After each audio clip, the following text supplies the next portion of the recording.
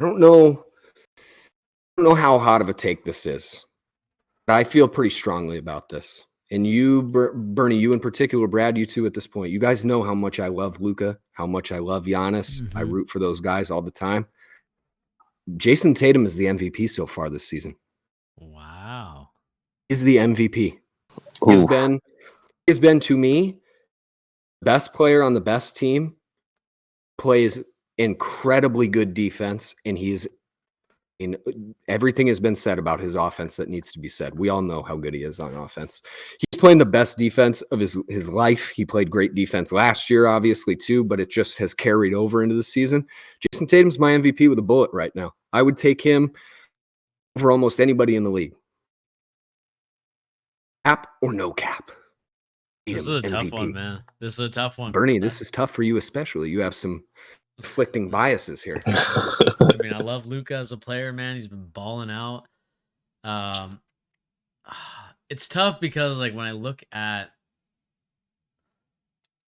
let me go to, because we're the Mavericks right now in terms of their record. They're middle. Are they the 5th seed?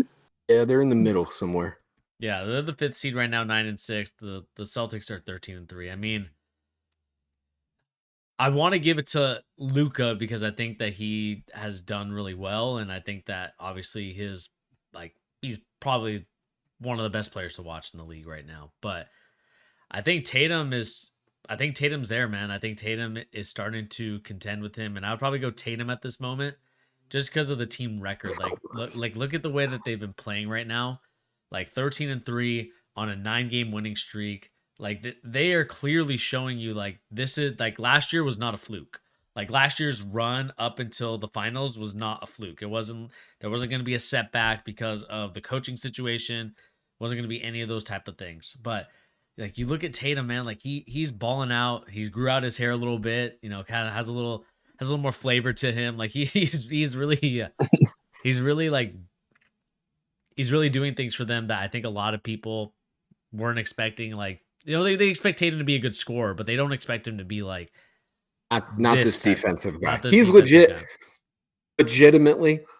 I think there's people who don't watch the Celtics enough who would think I'm being an idiot for saying this.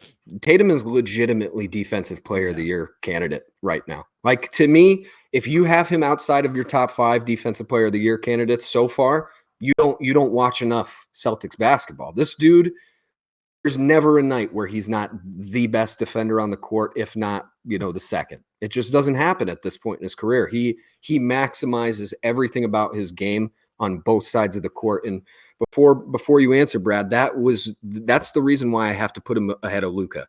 If Luka somehow, his nickname is Luka Magic, if he can magically keep this team somewhere in the 4 or 5 seed, it will be very tough for Tatum to win the MVP. It just will be, because this Mavericks team is just awful outside of Luka, Spencer Dinwiddie some nights, and Christian Wood, right? They're not good. It's like Luka is just doing everything imaginable. It's actually like he's breaking basketball in certain ways. Like offensively, there's just nothing you can do to stop Luka.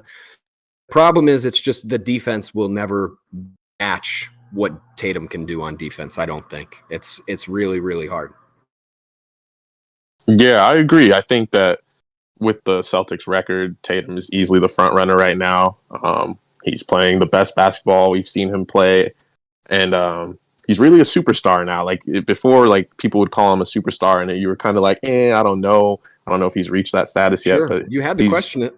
Exactly. He's showing that he's easily, like, the scoring, the defense, he's still one of their best playmakers.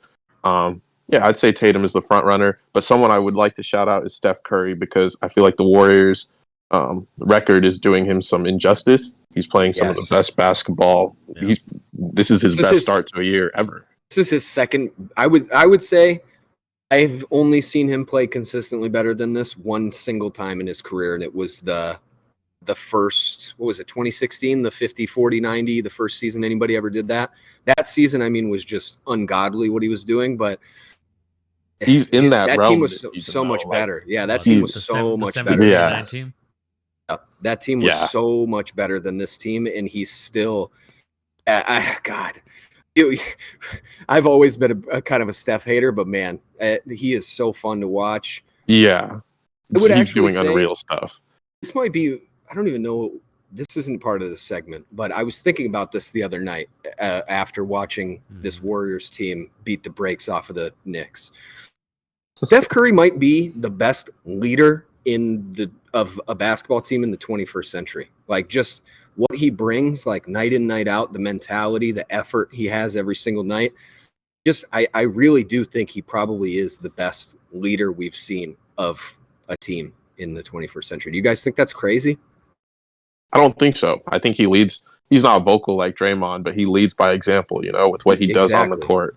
Yeah. And his work ethic. Yep, doesn't punch teammates. And Good how guy. exactly, he doesn't punch teammates, but also like just how he empowers his teammates to succeed. Like, never takes anything too seriously, in terms of, in a good way though. I don't mean it like Ben Simmons. Like, that's not how I mean it. It's just like if people aren't playing super well, he is going to do everything he can, like what a good coach does, to put them back in a spot to get it fixed, right? But there aren't many players who can do that on the court quite the way he can. And I think like LeBron would be a close contender, but even then, like, LeBron has sold some of his teammates down the river at certain points of his career, like just giving up on guys as quick as he could, right? And Steph just does not do that. I don't know, man. That has made me appreciate him so much more as I've gotten older and grown up and to be an adult. I just respect Steph a lot more than I ever have at this point. Me too. Yeah. Especially since I have him on my fantasy team now, but that too. Yeah. That helps too. That helps too. Just, I don't know. I'm going to sound like an old guy. It's just like he is like a great example of like, this is what is great about basketball. You can be this guy and be a top 10 player of all time and still be humble and still do the dirty work and do whatever you can to help your team succeed. And that is few and far between nowadays in the NBA. So, or just in general. So, got to give Steph his flowers while he's here. Love that. Trae Young should take a note out of his book and get better defensively. Oh, dude. And move off the ball. Oh, Brad, that makes you're preaching. I love watching Steph play defense now. He put in a lot of work on that end. Kudos to him. Never settled for anything less than just trying to be the best he could, which is it's amazing stuff from Steph. And his playmaking, all of his game has just gotten better. Yeah. Forever. I mean, shooting was just crazy from the beginning, but everything else has always consistently gotten better as his career's gone on. Yeah, but that's probably going to wrap us up on Cap or No Cap. Not too many hot takes, it seems, this time, but I'm glad to hear some of our takes on things. We will come back with another Cap or No Cap maybe in 2 weeks. How about we do this like every other week? I could probably gather enough stuff bi-weekly. Okay. Love it.